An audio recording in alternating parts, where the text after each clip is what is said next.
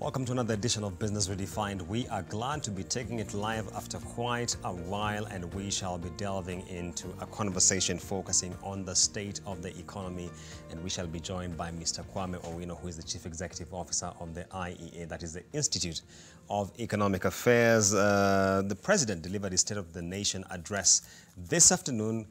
An unusually lengthy speech from the President, and we want to delve into some of the issues regarding the economy as far as that is concerned. Kwame, welcome on set. Thank you. Kwame, the President, I think there were two bits to this speech, in my view. One is what he said, the second thing is what he didn't say. Let's start with what he said. The President went into a very lengthy stock take of the COVID-19 stimuli program. Yeah. We know there have been 3 of them, aggregate about 260 billion shillings. What are your thoughts? And before we get into your thoughts, Jackson, do we have that bite where he's speaking about the first stimulus package?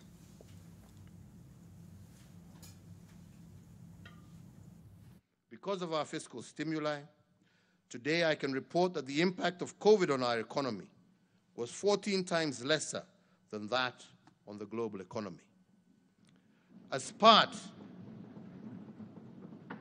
of the first stimulus package that we announced interventions that warranted the National Exchequer to forego taxes amounting to Kenya shillings 176 billion.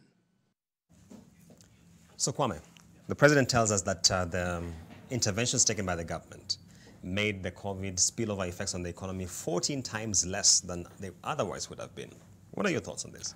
Well, I think he's making a comparison between other parts of the world, specifically the Northern Hemisphere. I'm talking about the US, UK, Japan, and other places, and Africa generally, and Kenya. I don't think it's accurate, partly because part of the reason COVID did not have as bad an effect and a standing effect on Kenya is the structure of the economy. If you have too many people working in agriculture, or rather if you have a disproportionate share of the labor force in agriculture, and many farms actually continue to work in the sense because you're working outside and it's ventilated and all that. So part of it is the structure of the economy and the nature of the structure of the economy, not necessarily the stimulus. The stimulus, to be honest, was completely, it was fast to diffuse and obviously over a long time, so it didn't have that stimulus effect. But Kwame, to be fair to the government, if you look at the tax intervention measures, zero rating pay on anything below 24,000 shillings, the reduction in VAT, the reduction in corporate tax, that really percolates through almost everyone who is in one way or another. For example, VAT is a consumption tax. Oh yeah, that's not to say that it didn't actually. And remember, the conventional logic of a stimulus is money that government spends, obviously. It's less considered conventional to actually have a tax cut. Our argument at the IEA is actually that tax cut helped massively. So it's not to discount the fact. We're just talking about when he sums up how much money was spent in the name of a stimulus, there were such small sums relative to the size of the economy that they did not have as much of an effect. If you look at South Africa or other parts of the world, it was a reflection of the fact that the government of Kenya was already loaded with debt and did not have much fiscal space to spend. In the US, they spent an additional 9 to 11% of GDP on the stimulus, just sending checks to people so that people who are... So that's the difference. Okay. Yeah. And still within the context of the stimuli package which was taken by the government, when you look at it within the context of the fiscal space that exists, we were already, even before COVID, we were in a very constrained fiscal space, and we get into COVID and things are even tighter. Yeah. Do you feel that the government delivered the best it could? Yes. Well, no. It's a mixed picture, to be honest. In the first 3 months, I think because nobody knew what happened. Regardless of what people say, I think the restrictions that were put in the first 3 months were helpful. Because nobody knew what was going to happen, we would have had an explosion of infections and definitely generated a much bigger crisis. So that part helped. We think that a stimulus that was intended for businesses, especially small and micro businesses, and also for employers, for the jobs that were lost, had it been brought much earlier, then obviously it would have had much more effect. So yes, it's a mixed picture. It was a difficult moment. Nobody knew what was happening, but the intention for a stimulus brought much earlier would definitely have been much more helpful. And I think that because we said that most of the stimulus came in from the backside, in the sense that it came in from the tax cuts, the tax cuts were lifted too early. Again, because of that pressure, the fiscal pressure. I see. Yeah. The president went at length to discuss, in particular, the third stimulus, the 25 billion which came on Mashujaa Day, if you remember, 1.5 billion, I think, for tea farmers, another 1.5 for sugar farmers.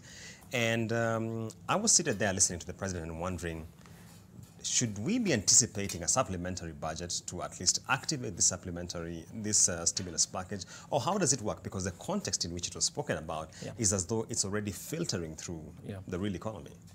Well, I also think that the Treasury should advise the president, or maybe the president's view about a stimulus is not what the conventional view is. If, for instance, the president says that there are people who are owed money by sugar companies, and then you float cash to be able to pay them, that's not a stimulus. Stimulus tends to bring new money into a sector in order to actually activate resources that were idle. So if you had money that was owed for 3 years and then you pay for them, I mean, those are the pending bills problems that the government of Kenya has already had. So to call that a stimulus, I think, is to be a bit loose with that language of a stimulus. Nevertheless, it's a good thing for government to pay debtors. Whether 1 billion is sufficient for all the sugar companies that we have, or for Mumia's sugar company, is a different matter altogether. I think it will for tea subsidy fertilizer. I mean, for the tea sector, which is really big. I mean, the tea sector in general, the exports alone are upwards of 80 billion. So 1 billion, calling that a stimulus, I'm not too sure that that's exact. Perhaps maybe what government should actually have done is supported the consumption side by simply sending that money to people who can spend. Households whose breadwinners perhaps lost a job or for some reason cannot work full-time. That would have been much more helpful. But sprinkling 1 billion to tea, another 300 million to a different sector and all that, it's too scattered to actually have a massive push effect for a stimulus to be effective. Kwame, you know, in other words, you're saying something like the payment of VAT refunds, as was started last year, does not qualify as stimulus? No, I mean, well, it could be. It could be. Let me say this. Many businesses have had, for some of them, actually going up of 2 years. I didn't believe it until I met somebody who actually told me, look, I'm owed funds that are worth for 2 years. Now, because of that, what these many businesses and especially manufacturing firms do is they actually have to borrow money to capitalize the business. So if, for instance, government had paid that, then obviously it means more money is available for them to capitalize the business. So in that way, it can act as a stimulus. But my view is that that money is owed regardless. So the only thing that changes is the timing. But if government owes, say, 60, 70 billion shillings in VAT tax refunds, and you only have money to refund 1 billion per month, and then, of course, new money is generating. So obviously, you're not cutting out the effect. So the constraint is out. So government paying its bills, I don't think should count as stimulus. We are being too generous with the word stimulus. Okay. Quick one, shifting gears now. The president spoke at length about the rebound of the economy. And of course, he's looking at Q1, Q2 data for 2021. And he said, I mean, this is the first time the economy is growing by double digits, 10.1% in Q2, based on KNBS numbers. What do you make of the growth narrative that is now being advanced as far as shrugging off the recession is concerned? Again, I think it's being clever. Let's remember, last year in July, in March, when the president, I think it was 16th, when the president actually addressed the nation and said, because of this, we are going to have to close schools, we are going to have to suspend operations, and we're going to introduce a curfew. Because it was clear that COVID was here and it was a far bigger problem than we thought. Now, that second quarter actually had negative growth. Yeah. Now, if we are comparing that quarter that had negative growth to the second quarter of this year in which growth was recovering, first, there are two things that you need to say. Statistically, you are comparing a quarter in which you had the lowest growth also possibly in Kenya's history against the one in which the recovery was taking place. So you're not measuring like for like. Yeah. And to give the impression that the economy recovered by 10% is not exactly correct, because you're saying that based on a function, part of that is recovery effect, because the economy had slumped, obviously actually shrunk, and now it is growing. So you're comparing against a lower base. So that's a bit of mathematical trickery, but the truth is it's giving an impression that the economy is far rosier than it really is. I think there's still more to be done to actually get everybody back. Remember that 200,000 jobs in the formal sector alone were lost and they've not been recovered. Yeah. In manufacturing, I think about 60 or 70,000 jobs. That's huge. So before all those things are recovered, we shouldn't take our, so to speak, our feet, if you can say that, off the pedals, assuming that 10% growth and then comparing that 10% to...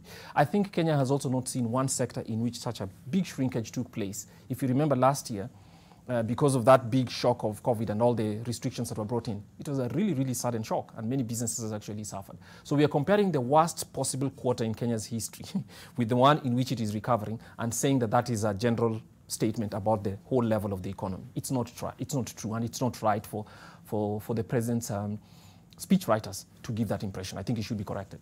We have about a minute to a break, so very quickly. The president said Kenya, when he took over, was about the 12th wealthiest, in his words. Now we're the 6th wealthiest, testament to some of the impact that his government has had. Your thoughts, Kwame? It's the same measurement, in fact. It's true. Now, I presume this is per capita GDP is looking at. No, Yeah. I think he's measuring GDP in total. So if you measure GDP in total, that's two things that have happened. The president is measuring the gross domestic product in total. When the president came in, oil prices on this, were among the highest. There was a peak about oil prices were almost coming to a peak. Many of the countries on the African continent that sell oil had huge economies. Say, talk about Angola, which used to be bigger than Kenya. Kenya is bigger than Angola, surpassed Angola about, I think, 10 months ago, thereabouts. Because of the effect of, one, Angola had a recession, and also because of the low prices of oil. And because it's so dependent on oil, that happened. Nigeria has also become much, much smaller, and a few other countries that have it. In addition to, of course, our neighbors, some of whom have had more problems. Yeah. So that's the first. The first thing is that it's true. Other countries have seen shocks. But secondly, it is also because in that time, other countries have seen shocks, but it's also because in that time the president is comparing, because he talked about the fact that the economy is I think, 4 times larger than what it was. Yes. He's measuring nominal figures without accounting for inflation.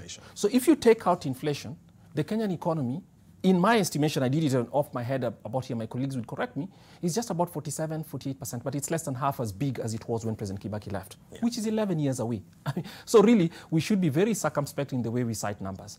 Now, I will not necessarily say that the president intended to give the wrong impression, but I think we shouldn't read the wrong things. It's important for us to place the right, because two things that have also happened in the president's watch. Incomes are actually flat. Yeah. So if he's saying that the economy has grown to be the 6th largest in the continent, and the incomes for Kenyans have not grown, then where has his growth gone to? Kwame, let me hold you there. We take a quick break. We shall be right back with a lot more. Now, focusing on what the president did not talk about in the State of the Nation address. Thank you.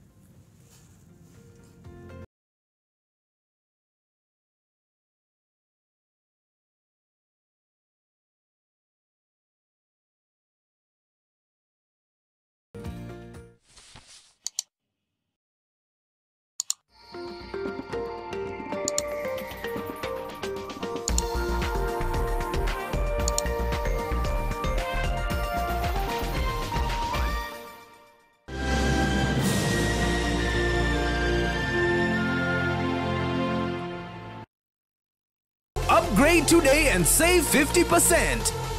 Pay 2 months and get 2 months of a higher bouquet.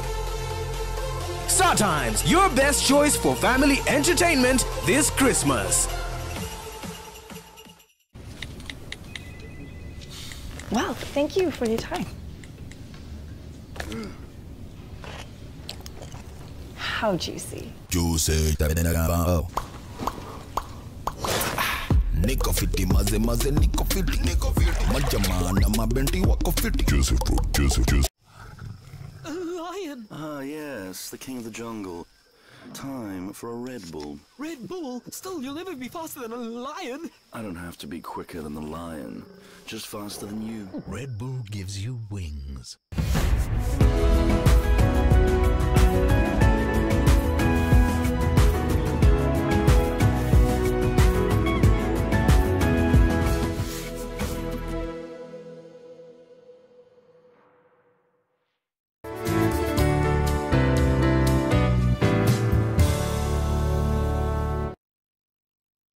Get an 8-acre plot from just 295,000 Kenyan shillings only.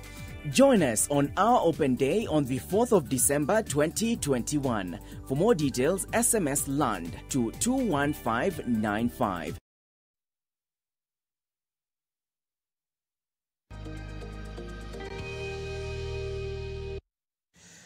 Welcome back to this edition of Business Redefined, State of the Nation. In the interest of time, Jackson, could we just delve into that bite about the GDP and the recession? The second quarter of 2021 registered the most impressive growth ever recorded in our nation's real GDP. During the second quarter of 2021, real GDP recorded a phenomenal 10.1% growth, and this is the highest growth ever recorded in one quarter in Kenya's history. It is also the first time Kenya has hit a double-digit growth number. The last time Kenya's economy got close to this kind of performance was in 2010, during the Grand Coalition government, when the economy hit an 8.4% growth rate. Thank you. Some thoughts there from President Uhuru Kenyatta. Kwame is my guest in studio, the CEO of IEA Kenya. Kwame, let's get back to our conversation now. I was really surprised that the State of the Nation address had no mention of public debt, had no mention of the IMF program. Never mind, we are 2 reviews into the IMF program. Yeah. Or just equally surprised? I was surprised as well, because I think one of the things that the president should have owed, because of course he talked about the social progress that the country has made. I think one of the challenges that exists here that everybody sees and feels is the question about the IMF program, the reform program that the IMF has. It's at the tail end of his administration, but it's not something that we should wish away. That he was completely silent about that is as puzzling to me as it was to you. And looking at the IMF program right now, what's your general sense in terms of the trajectory we are taking? Because we seem to be getting very positive reviews from the fund, and we are waiting for the December meeting, of course, by the board, but we do anticipate there'll be a further drawdown of the facility. Yes, I think, and let's also be honest, regardless of what we think about the IMF and all that, actually it saved this administration. Cash is so tight for this administration that without this facility, we'd have had a much bigger crash, and obviously, so that's one thing, and that's part of the reason why I find the president's silence on it a bit puzzling. But the truth is, it seems as if largely, and there were several commitments that Kenya made that are actually being drawn. I would think that the president would take the positive opinion, because he actually is very concerned about corruption, which is one of the other things that the program asks to be dealt with under governance. He could have taken this because he commented on corruption many times. I actually believe now that the president is clear that his legacy is going to be tainted by corruption. I think he is. He mentions it many times. Yeah. So he could have taken that opportunity to say, look, the IMF program has given us a clean bill of health twice, or mostly, and the state-owned enterprise reform that we are required to do, we are doing the assessments, of course, the one that's happening about KPLC, the task force that the president placed. I think he didn't emphasize it as well today, which is one of the other things that he's done very well. And if there's a cleanup there, some of the structural problems that he talks about might occur. And if they occur, he will not only have done well for himself, but his successor will benefit from the reforms that he's initiated. So I'm not too sure why he went about talking about SGR, white elephants, and everything else, and forgets the big program of reform that he has initiated and has happened under his watch. Equally surprising to me, there wasn't a mention, unless I missed it, of the cost of living. Yeah. Never mind, there's been serious uproar in this country about pump prices, for instance. So I sat listening to the speech and I wondered, okay, so if you're talking about Kenya is the wealthiest, but when you come to the real terms on the ground, things are very different. Obviously. Yes, because one of the things that has happened, actually, President Uhuru's administration, and again, starting from 2013 right up to today, real income growth has not happened. So while growth has been taking place, but incomes for working people have actually been shrinking. Largely because labor productivity is also falling. Those are big structural problems that are not easy to solve by simply saying, look, we have an SGR and we have an overpass and we doubled the amount of roads that have been constructed since independence. Since the colonial administration, which again, choosing a very low base so that you can say we've done so much over this time. This is also the government that has spent much more than all other administrations put together. So obviously it's not news to say that we've spent this amount of money and all that. So the things that the president focuses on suggest to you that he was actually aiming to miss the ones that he did not mention. And of course, because he knows they're touchy subjects, the debt, and obviously the fact that incomes have not grown. The cost of living is a real thing, and that's one of the things that we should have expected him to say, look, we expect the cost of living to improve because of this and that, but he hasn't. I see. Very quickly, the president again spoke about what he called dead assets, and he spoke about Kenya Meat Commission, and we put there the Kenya Defense Forces. Right now, they used to collect 8,000 shillings a month. They're collecting 1 million. Yeah, I think it was a day, actually, not a month. Yeah, a day. Kwame, I know you have very strong sentiments around this issue of bringing in KDF and other security agencies into these enterprises. Okay. I think it's a pattern. It's still small, but it's a strong pattern in President Uhuru's administration. When he gets frustrated because policy is not working and he doesn't know how to initiate reforms, he assumes a crisis and then goes into the military as their commander-in-chief. He brings in his people and gives them direct orders to actually administer things. The belief being that military people are good at following orders. They are. They're good at executing strategy sometimes. And so when he talks about the KMC, one of the things that's clear is, yes, to say that the KMC used to have, like right now, that there's a specific shop or retail outlet that used to collect 8,000 shillings, but today collects 1 million per day. That's impressive without doubt. But do you need the military to do that? To guard revenues? Really? So that's the first. The second is, and this is an embarrassing one, is while he made those numbers, the speech itself, and I checked, it actually has a mistake. He says it's 1 million per day, and therefore 3.6 billion per year. Yeah. Come on, it's off by a factor of 10. So obviously he didn't check it right. But the point is, the idea that we take a crisis mode and then push the military to start and run things is one that's not going to be whatever. I keep comparing the KMC to, and I know there are certain things that only the KMC can do. For instance, corned beef, which can only be done by the KMC. So that's a very specialized product that it produces. But I know one other thing, to say that the KMC today pays within 72 hours, that's nice. The butchers in Dagoretti pay you at the end of the day as well. So it's still 24 hours, so it's 3 times still higher than Dagoretti, which doesn't have to be run by a military general, or at least that's what I don't think. But the other one is we have to be very honest. The biggest lenders, or rather the biggest debtors of the KMC were actually the military itself. Yeah. So maybe what the president did is that one military general spoke to another and said, guys, you pay us our money, and that's fine. But to then say that that justifies the military involvement is out. But yes, these are small pieces of progress, and I think I'm prepared to concede to him on that, but I think he can do the math a little better. I see. Kwame, I'm told we have about 2 minutes to go, so let's wrap this up. Yeah. Your thoughts on the state of the economy as we speak? There are a number of factors. There's competition for revenue mobilization. KRA is surpassing its targets. There's a question of fiscal consolidation. What's your outlook? Well, it's not true to say KRA is surpassing its targets. KRA is surpassing revised targets. Yeah. So we have to be circumspect. So that's the first one. I think that, look, government is going to run out of money regardless. I think we're in a crisis that's going to just get a little worse over time. The elections isn't going to make it any better. And I think the president needs to actually start to say, how do we leverage? Because he talked about bringing dead assets back to work. I actually think he needs to start thinking about a privatization program. It's not a bad thing to actually release assets to give money to balance public budgets, because otherwise it's going to be very tough for the next 3 or 4 years, perhaps even more, depending on whether fiscal consolidation happens. But Kwame, Treasury has told us, I spoke to the head of public investment. Kenya Pipeline, we are not interested in divesting. It's a strategic asset.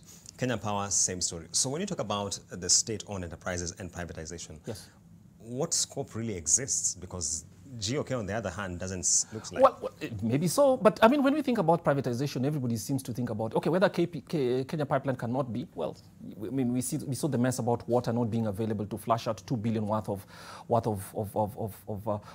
assets, I mean, of property and all that. Yeah. Maybe that's a different matter altogether. But making it a strategic asset, these arguments we've had before. I was a schoolboy in '94 when everybody was arguing that you cannot privatize telecommunications because it was supposed to be a national strategic asset.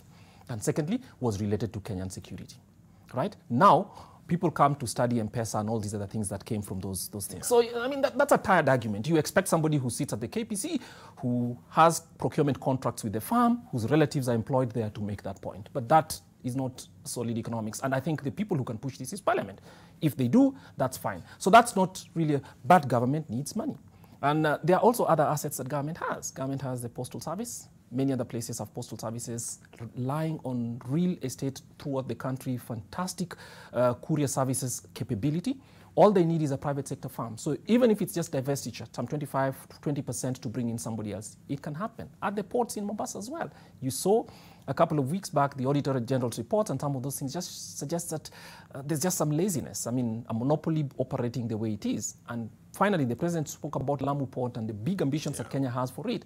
Those are not going to be achieved if you're having the same people in Mombasa or the caliber of people in Mombasa Port running the Lamu Port. So we just have to get serious about whether our ambitions are intended to be real or they're just intended to impress ourselves on the State of the Nation Day.